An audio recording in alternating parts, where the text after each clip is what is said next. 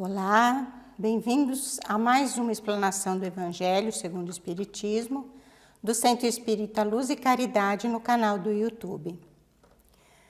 Para começarmos então a harmonizar as nossas mentes, o nosso ambiente, para os ensinamentos de hoje, vamos ler um texto do livro Pão Nosso, psicografado por Francisco Cândido Xavier, ditado pelo Espírito Emmanuel. É o texto número 137, Inimigos. Amai, pois, os vossos inimigos. Jesus. Lucas, capítulo 6, versículo 35. A afirmativa do Mestre Divino merece meditação em toda parte. Naturalmente que a recomendação quanto ao amor aos inimigos pede análise especial. A multidão em geral não traduz o verbo amar senão pelas atividades cariciosas. Para que um homem demonstre capacidade afetiva entre os olhos vulgares, precisará movimentar imenso cabedal de palavras e atitudes ternas, quando sabemos que o amor pode resplandecer no coração das criaturas sem qualquer exteriorização superficial. Porque o Pai nos confira experiências laboriosas e rudes na terra ou noutros mundos, não lhe podemos atribuir qualquer negação de amor. No terreno a que se reporta o amigo divino, é justo nos detenhamos em legítimas ponderações, onde a luta há antagonismo, revelando a existência de circunstâncias com as quais não seria lícito concordar em se tratando do bem comum. Quando o Senhor nos aconselhou a amar os inimigos, não exigiu aplausos ao que rouba ou destrói, deliberadamente. Nem mandou multiplicarmos as asas da perversidade ou da má-fé. Recomendou realmente auxiliarmos os mais cruéis. No entanto, não com aprovação indébita, e sim com a disposição sincera e fraternal de ajudá-los a se reerguerem para a senda divina, através da paciência, do recurso reconstrutivo ou do trabalho restaurador. O Mestre, acima de tudo, preocupou-se em preservar-nos contra o veneno do ódio, evitando-nos a queda em disputas inferiores, inúteis ou desastrosas. Ama, pois, os que se mostram contrários ao teu coração, parando-os fraternalmente com todas as possibilidades de socorro ao teu alcance, convicto de que semelhante medida te aliviará no calamitoso duelo do mal contra o mal. Aproveitando então deste clima de paz, vamos nos concentrar e elevar nossos pensamentos ao nosso Pai, nosso Criador, ao nosso Mestre e Guia Jesus e aos amigos do plano espiritual que nos acompanham e protegem em nossos trabalhos. Agradecendo por mais uma oportunidade de crescimento e aprendizado dentro da doutrina espírita, e agradecendo por estarmos com saúde e podermos nos encontrar, mesmo que virtualmente. E pedindo que acompanhem e auxiliem o nosso expositor de hoje, para que tenhamos um bom entendimento da explanação que vamos ouvir. Assim seja. O expositor de hoje é o nosso irmão e amigo Fábio, que falará sobre o capítulo 12, Os Inimigos Desencarnados, itens 5 e 6. Boa explanação. Olá, meu irmão, minha irmã, cordiais saudações para mais esse momento de exposição do Evangelho aqui na nossa Casa Espírita, Luz e Caridade. Estejam todos amparados na bênção e na luz do Senhor. Nós vamos estar falando hoje a respeito do item 5 e 6 do capítulo 12, que tem como título Amai os vossos inimigos. Nós vamos estar falando a respeito dos inimigos desencarnados.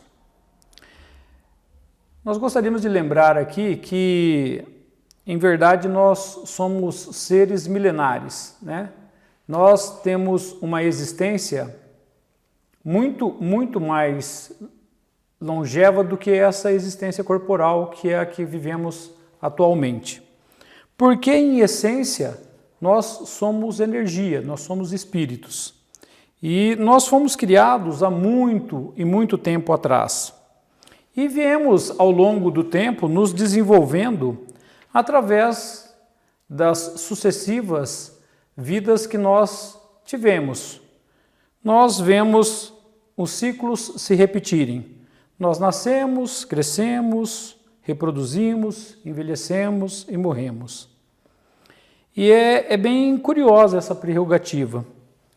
Basicamente, a gente nasce, envelhece e morre. E isso é um fato comum dentro do universo de Deus, dentro daquilo que é o que nós conhecemos. Porque onde tem vida, basicamente acontece esse ciclo de nascimento, de crescimento, de reprodução, de envelhecimento e de morte. E eu digo que é curiosa essa prerrogativa porque muitas vezes a gente tenta retardar ou evitar aquilo que não é evitável, né? Então, dentro dos convencionalismos e padrões da sociedade, né, a gente tem o envelhecimento como uma coisa ruim, né? Uma coisa que é tão natural. Isso acontece em todos os reinos de seres vivos dentro do nosso orbe terrestre, né? E ao longo dessas existências, nós temos reunidos vários afetos por conta das relações que nós desenvolvemos, porque o homem ele é um ser gregário por natureza. Então, ao longo dessas existências, nós passamos por vários núcleos familiares, vários núcleos fraternos, vários núcleos sociais, enfim, nós somos seres gregários, nós precisamos desse relacionamento. A nossa própria existência, né? Nós nascemos já no meio de uma equipe médica, dentro de um centro hospitalar, temos o nosso núcleo familiar, no nosso desenvolvimento nós já vamos para a creche, depois vamos para a escola. Veja bem que a gente está inserido dentro de uma sociedade. Veja bem, o homem é gregário por natureza, e assim o é. Até o momento do desprendimento, né? Até o momento do desprendimento desse corpo material que nós possuímos, para podermos ter a vida e a oportunidade de aprender, de crescer, de se burilar durante a vida que temos corporal. Mas, embora nós sejamos centelhas divinas, porque fomos criados por Deus e somos centelhas divinas, nós não somos perfeitos, nós não temos a perfeição. Deus ainda nos criou simples e ignorante para que possamos, a troco do nosso esforço, nós nos purificarmos, nós nos lapidarmos, nós nos evoluirmos. E essa é a estrada natural do desenvolvimento nosso. Mas assim, dentro da nossa ignorância, que é o que temos de bastante, muitas vezes, dentro desses núcleos sociais que eu acabei comentando, que nós estamos inseridos e contextualizados, nós acabamos desenvolvendo divergências, desentendimentos, junto àqueles que estão a nós. Porque ainda somos muito ignorantes. As manifestações do nosso ego, até por uma questão de sobrevivência, ainda é muito grande. Então, sentimentos como vaidade, como orgulho, como egoísmo, preconceitos, são muito comuns em nós. E isso faz e favorece com que tenhamos as desavenças e os desentendimentos. Nessa situação, nós acabamos criando, muitas vezes, aspectos de repulsas e de antipatias com quem está ao nosso lado. E isso também o inverso acontece. Ao fato daquilo que somos, nós criamos também esses aspectos de repulsa e antipatias nas pessoas que se relacionam conosco. E aí a gente fica então diante de um problema, porque tem essas situações de conflito e nós temos então esse conflito com essas pessoas, ou elas têm esses conflitos conosco. E aí a gente acaba por desconsiderar, até pela própria ignorância que temos ou que somos, a gente acaba por desconsiderar esse irmão e acaba dando essa conotação de inimizade ou de inimigo. E eu tinha mencionado anteriormente que o tema desse capítulo 12 é amai os vossos inimigos. E eu gostaria de ler 2 pequenos trechos aqui do Evangelho de Mateus e do Evangelho de Lucas. Então, no Evangelho de Mateus, aqui numa parábola, ele diz assim: aprendeste que foi dito, amareis vosso próximo e odiarei os vossos inimigos. E eu vos digo, amai os vossos inimigos, fazei o bem àqueles que vos odeiam e orai por aqueles que vos perseguem e vos caluniam. Então, essa é uma passagem de Cristo, que o evangelista Mateus colocou. E numa outra passagem que o evangelista Lucas coloca, ele diz assim: mas por vós amai os vossos inimigos, fazei o bem a todos e emprestai, sem disso nada esperar, e então vossa recompensa será muito grande, e sereis os filhos do Altíssimo. Então, veja bem, o Cristo, ele coloca essa situação de que, diante dessas desavenças e dessa problemática que nós criamos, até pela própria nossa ignorância, ele coloca como solução que nós haveríamos de amar os nossos inimigos. E aí eu faço uma reflexão aqui. O que nós entendemos por amor? O que seria o amor? Será que o amor é caracterizado como nós vemos dentro das mídias, dentro do nosso comportamento social atual, aquele sentimento de paixão? É esse amor que Cristo coloca aqui nessa parábola?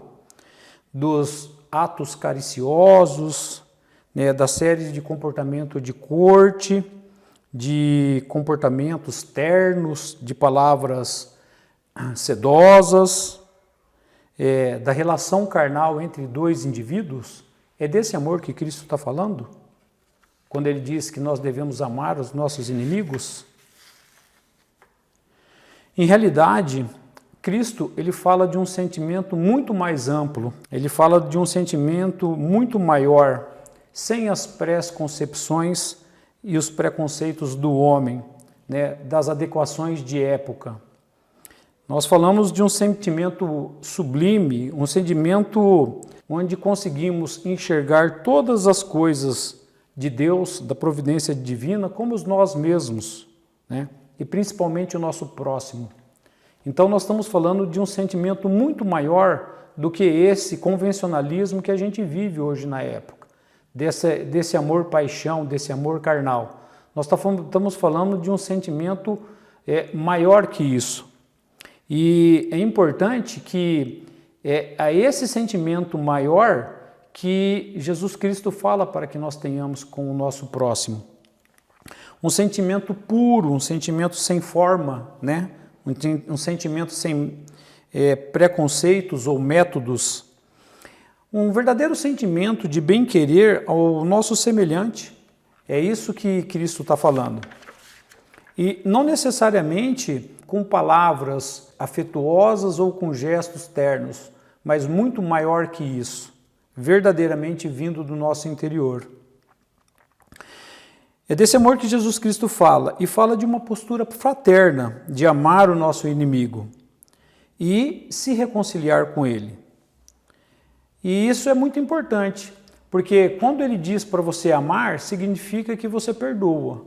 E se você perdoa, você se reconcilia. E nós temos duas situações, tanto de nós perdoarmos aqueles que cometeram algum agravo conosco, ou ainda de buscarmos o perdão daqueles ao qual nós agravamos, que nós prejudicamos. Existe grande elevação se alguma dessas duas posturas é realizada. Porque quando você perdoa, significa que você tem nobreza, que o seu coração está evoluído. E também, quando você busca perdão, significa que você reconhece os seus erros e, de certa forma, você tem humildade. E humildade é um sentimento que o próprio Cristo pregava como indispensável dentro da sua filosofia de paz e amor. Então, veja bem, se reconciliar é um ato de grande elevação espiritual. E, de certa forma, você também favorece o desenvolvimento da doutrina do Cristo aqui na Terra. Colabora para que ela se estabeleça e vai de encontro também com os preceitos do nosso Pai Maior, de Deus, da nossa divindade, que quer que seus filhos estejam todos em união e fraternamente. Se nós pensarmos pelo lado da doutrina espírita, com a consciência e a luz da doutrina espírita, nós vamos entendermos que a maldade é um estado temporário e que a imperfeição também é um estado temporário, é momentâneo. Porque à medida que o espírito evolui, ele se depura. E esse sentimento de maldade ou de imperfeição vai se aperfeiçoando, se melhorando. Então, é muito importante que nós tenhamos esse conceito para entendermos que é assim. Da mesma forma que no passado nós tenhamos errado bastante, o nosso irmão também, ele também tem essa mesma caminhada. E que os erros do nosso irmão é só um aspecto temporário. Ou ainda, que os atos de maldade que nós podemos ver no nosso próximo é só um ato temporário. Então, por isso, a necessidade de entendermos que nós devemos perdoar e que devemos nos reconciliar. Porque outrora nós fomos algozes, outrora fomos nós que causamos erros e maldades e pecados.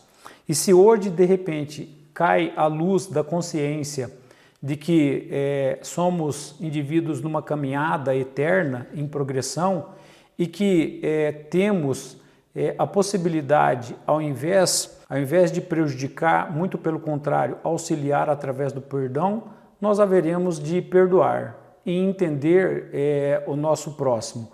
E isso a doutrina espírita deixa muito claro para nós quando ela nos coloca as provas das existências sucessivas ao qual nós deveremos passar, ou ainda das existências que tivemos no passado. Por isso a necessidade de perdoar e de relevar. E quantas vezes nós já dissemos no passado, talvez ainda ignorante, que não perdoaríamos, algum ato cometido conosco mesmo. Ou ainda a gente ouve o nosso semelhante dizer que não vai perdoar. E aí a gente fica pensando sobre os aspectos da luz da doutrina espírita, das reencarnações sucessivas, que a morte é só o despojamento do corpo material. E aquele sentimento empedernido que de repente pode estar dentro do coração, pode passar para a espiritualidade.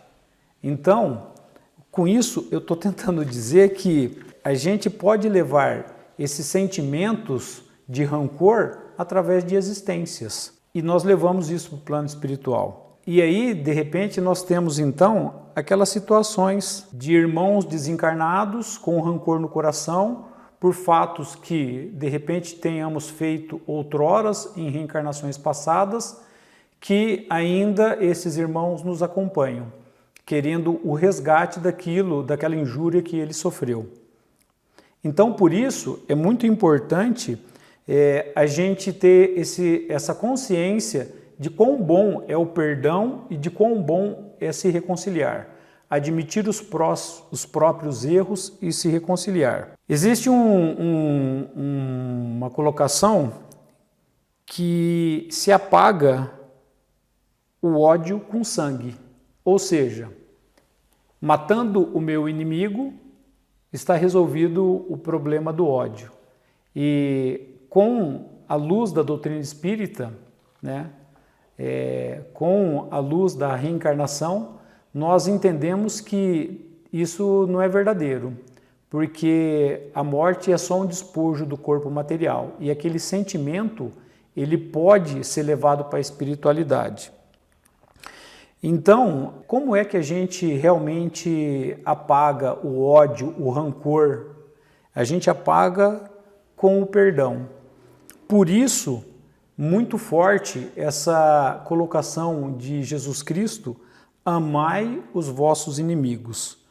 E amar os vossos inimigos significa ser complacente com o mal que eles fazem, ou ainda ser de acordo com situações ruins que eles possam propiciar. Não.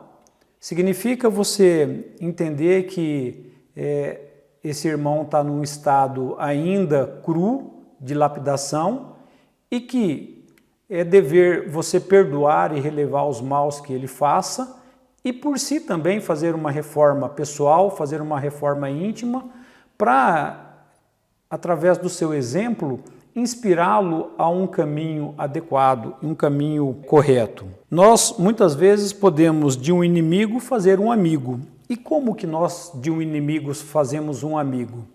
Nós fazemos através da nossa conduta pessoal, através dos nossos atos, através daquilo que nós desenvolvemos dentro das nossas relações sociais. Porque quando esses amigos desencarnados, que de repente tenha algum rancor ou ainda o sentimento de vingança por qualquer coisa que tenhamos feito, percebe na nossa postura, uma postura digna, uma postura cristã, devido a uma reforma íntima, eles também despertam a consciência para poder se lapidarem e relevar e perdoar. Mas se nós perpetuamos ainda no caminho ruim, isso faz com que esses amigos desencarnados, né, que buscam vingança, continuem, de certa forma, se alimentando daquilo que a gente provoca, daquilo que a gente faz. Então, por isso, meus irmãos, minhas irmãs, a reforma íntima constante é muito importante.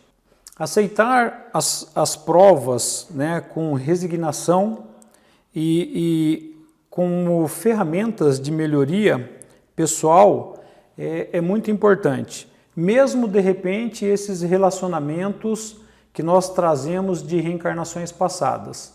E nós vamos auxiliar a resolução desses problemas quando nós fizermos a nossa reforma íntima e nos tornarmos pessoas melhores, absorvendo todos esses ensinamentos que Jesus Cristo deixou para nós e praticando aqui, nessa existência, né, nessa encarnação, aqui no plano terrestre, o agora, colocando a doutrina de Cristo em prática. E, inclusive, inspirando a qualquer amigo desencarnado que nos tem por inimigo, a se melhorar e a se lapidar também. Amai os vossos inimigos. Essa é a grande lei de solidariedade e de fraternidade universal. Meus irmãos, minhas irmãs, o que nós tínhamos para essa exposição é isso. Desejamos para você um excelente dia, uma excelente semana e fiquem na paz do Senhor. Que assim seja. Vamos aproveitar então este momento em que pudemos aprender um pouco mais sobre os ensinamentos do Mestre Jesus e agradecer ao irmão Fábio pela ótima explanação, pelos ensinamentos e pela boa oportunidade de elevação moral. Vamos levar nossos pensamentos e agradecer a Deus, a Jesus e aos amigos espirituais, trabalhadores da nossa casa, pelo carinho e auxílio em nossos trabalhos. pedindo que possam nos manter sempre firmes no propósito de ajudar ao próximo. Nos despedimos, agradecendo por nos acompanharem hoje e sempre. Assim seja.